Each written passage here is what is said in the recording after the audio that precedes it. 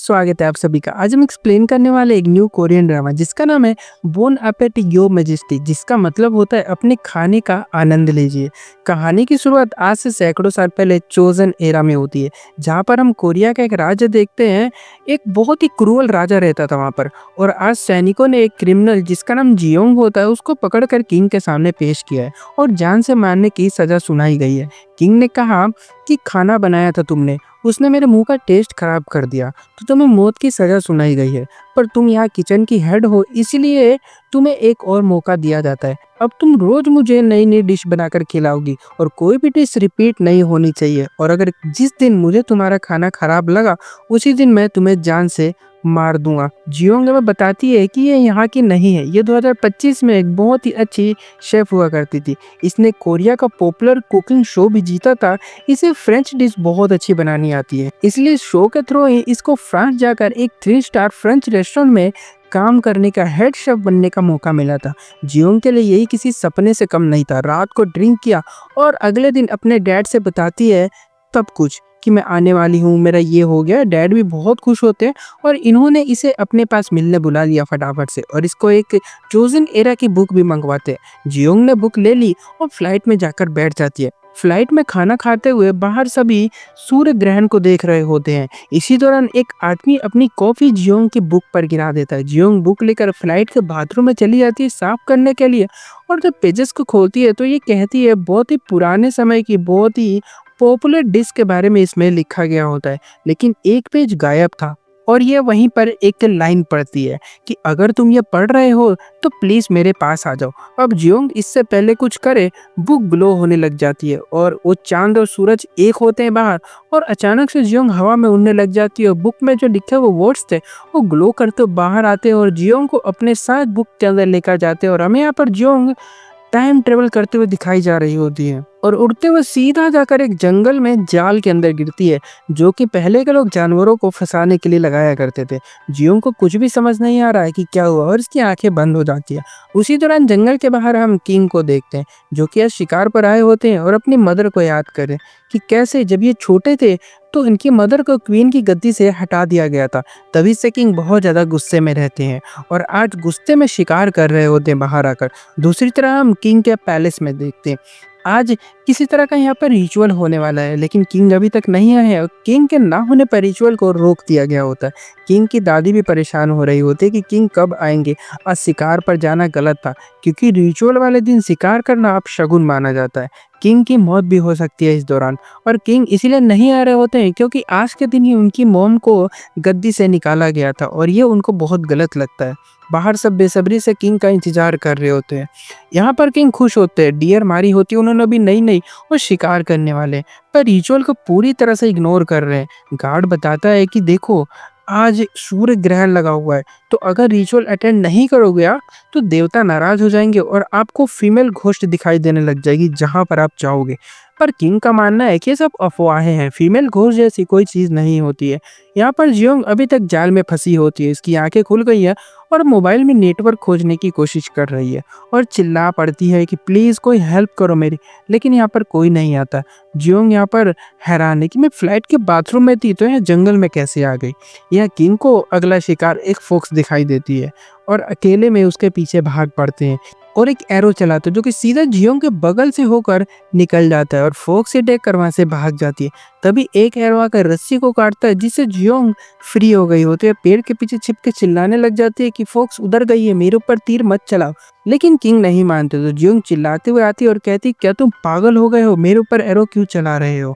King जो कि इसको अजीब कपड़े पहने हुए देखकर बहुत हैरान हो रहे होते और इसके ऊपर भी एरो तान देते इसको मारने के लिए, लेकिन जियो भागने लगती है और माउंटेन के किनारे आकर खड़ी हो जाती है और अपने बैग से बदमाशों को मारने वाला वेपन निकालती है जिसमें से करंट निकलता है। पर किंग भी इसे खत्म करने के चक्कर में होते हैं और बोलते हैं कौन हो तुम। जियोंग बोलती है दिखता नहीं इंसान हूँ। किंग को लगा शायद मुझे श्राप लग गया है और मुझे फीमेल घोस्ट दिखाई दे रही है, इसलिए एरो मारते हैं जो कि सीधा इसके बैग पर लगता है और बैग जाकर खाई में गिर जाता है। जियोंग ने कहा कि तुम्हारा दिमाग हिल गया है क्या, तुम्हें पता भी है कि मैं कौन हूँ।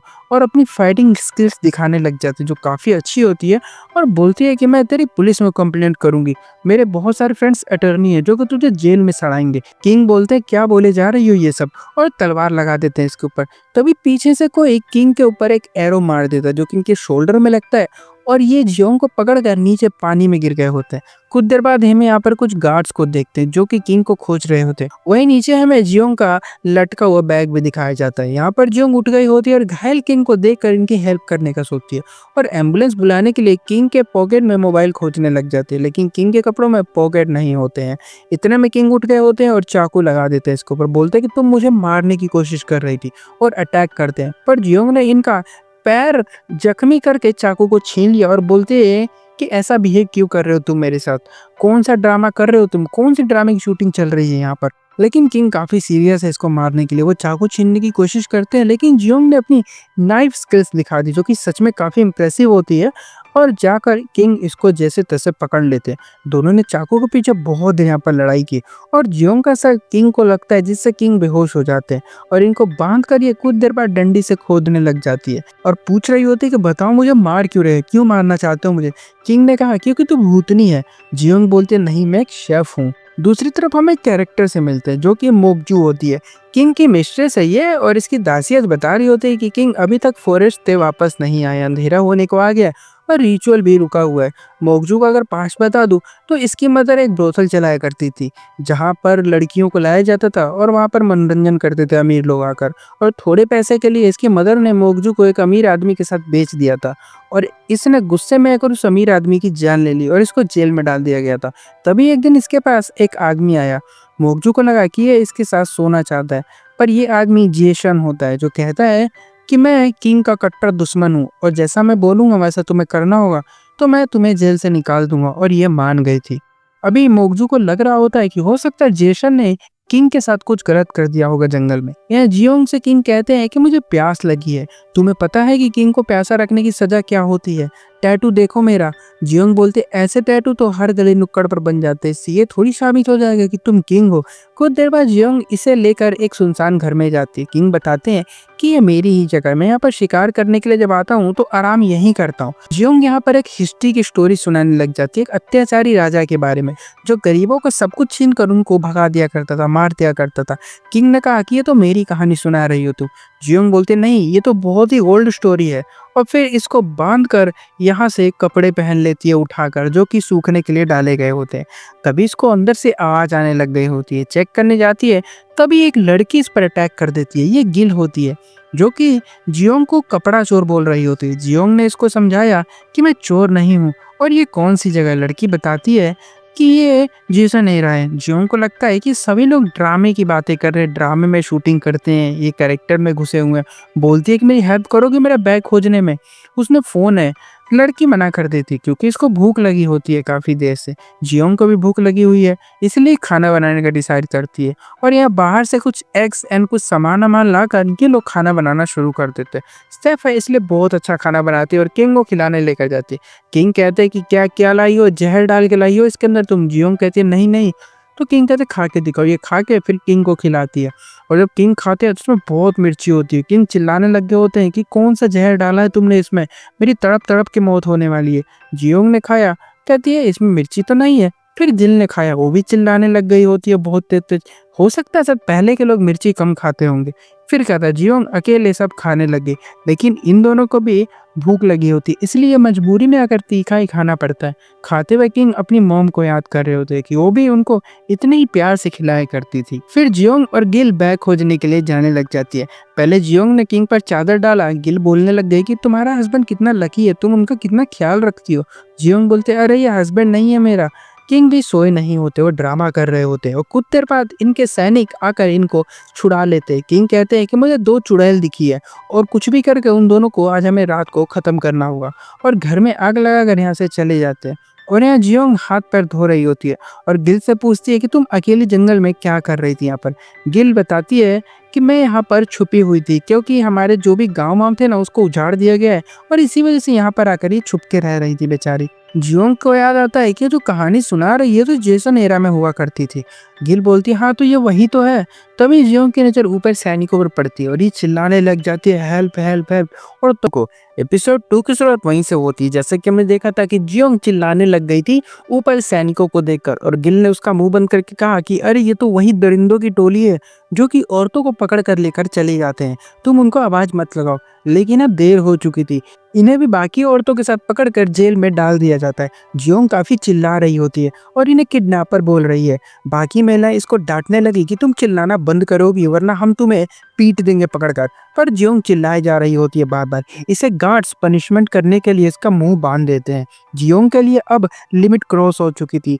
इसने जस्ट शो जीता था और अचानक से ये सब उसके साथ होने लग गया, और वो ब्लैक कपड़े वाला, और मैंने उसके सामने उसकी इतनी बुराई कर दी, अब तो वो मुझे पक्का नहीं छोड़ेगा। कुछ देर बाद सभी औरतों को बाहर लाया जाता है। जियोंग ने कहा गिल से कि यहाँ पर क्या होने वाला है। गिल बताती है कि सभी औरतों को 2 ग्रुप में अब बांटा जाएगा और इनसे अलग अलग काम करवाए जाएंगे एज के अकॉर्डिंग। जियोंग से पूछा गया तो ये बताती है कि मैं 27 साल की हूँ।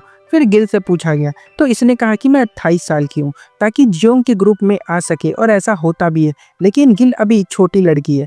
दोनों ग्रुप्स को अलग अलग काम दिया जाएगा। जो पहले ग्रुप की लड़की है उनकी उम्र अभी काफ़ी कम होती है, तो उनको अभी अंदर रख दिया जाता है किसी स्पेशल काम के लिए। और सेकंड ग्रुप जिसमें बड़ी एज की महिलाएं होती हैं, उनको किचन में हेल्पर का काम दिया जाता है। ये किंग गार्ड्स के साथ होते हैं और रिवर में जियोंग को खोजने के लिए आए होते हैं, क्योंकि ये जानते हैं कि वो अपना बैग खोजने के लिए यहीं पर आएगी। यहाँ मैं क्लियर कर दूं कि जियोंग ने जब आवाज़ लगाई थी सैनिकों को, तो वो टोली दूसरी थी, ना कि किंग की टोली थी। गार्ड ने कहा कि कुछ महिलाएं पकड़ी गई है जो कि गवर्नर के साथ उनके महल में गई हुई हैं, तो हो सकता है कि वो दोनों चुड़ैलें भी वहीं पर गई हुई हों। और किंग स्माइल करते हैं। इधर जियोंग को देखते किचन में आई होती, यहाँ पर काम कर रही होती औरतों को आइडिया तक नहीं होता है कि ये खाना आखिर बना किसके लिए रही है। बस रोज इनको ऑर्डर मिलता है और यहाँ पर ये खाना बनाती है। तभी एक आदमी भागा भागा आता है और बताता है कि आज कोई स्पेशल आने वाला है, तो अच्छा खाना बनाना होगा तुम सबको। जियोंग ने कहा ठीक है, लेकिन उनको क्या पसंद है हमें बता दो ताकि हम बना दें।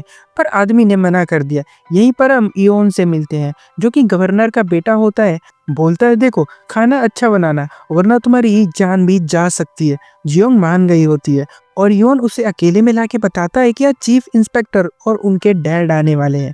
और सबसे बड़ी बात कि चीफ किंग के बहुत ही अच्छे फ्रेंड है और दोनों बचपन से ही फाइटिंग की काफ़ी प्रैक्टिस किया करते थे। और दोनों एक नंबर के क्रूअल होते हैं, एकदम जुल्मी राजा। प्रजा पर रोज जुल्म करते थे और गांवों को तहस नहस करके रख दिया था। चीफ तो इतना बेकार इंसान है कि वो खाने के अंदर खुद का बाल गिरा देता है ताकि वो सेफ पर ब्लेम लगा सके और उनको मरवा देता है खाली मौज मस्ती के लिए। और ऐसे कई सेफ को वो मार चुका है। युवन ने बोला कि तुम कर लोगी, तुम्हें डर तो नहीं लग रहा है। जोंग रेडी होती है, लेकिन अगर उसे खाना पसंद आता है तो बदले में सभी औरतों को छोड़ना पड़ेगा, और योन इस डील के लिए मान गया होता है। जियोंग को देखते हैं, अब सभी औरतों को आकर ये बताती है डील के बारे में और सब काफ़ी खुश होते हैं, लेकिन खाना इनको काफ़ी अच्छा बनाना होगा, इसीलिए जितना सामान होता है उसे मिलाकर खाना बनाने लग जाते हैं। योन देखकर इनको सोच रहा होता है कि आज इनमें से तो कोई नहीं बचने वाला और सबसे पहले ये जियोंग मरने वाली है। जियोंग ने अपने दिमाग का यूज़ किया और आंखें बंद करके अपने पिता की बातों को याद करते हुए खाना बनाना शुरू किया होता है।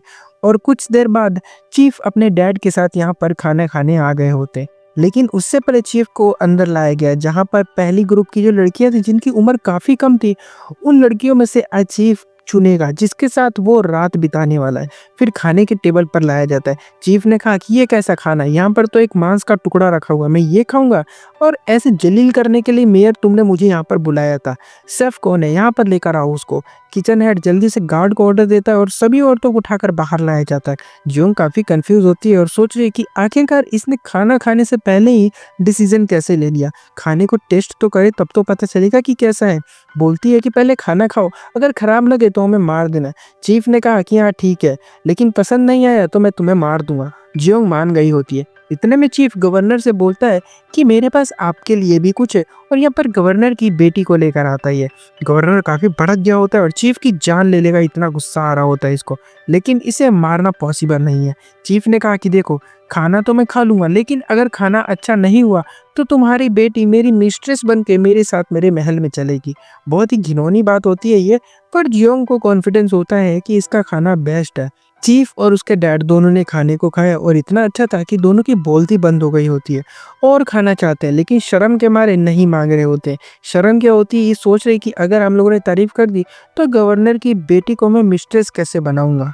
इसलिए इसने गवर्नर की बेटी को मिस्ट्रेस बनाने के लिए झूठ बोल दिया होता है कि खाना बहुत ही बेकार है।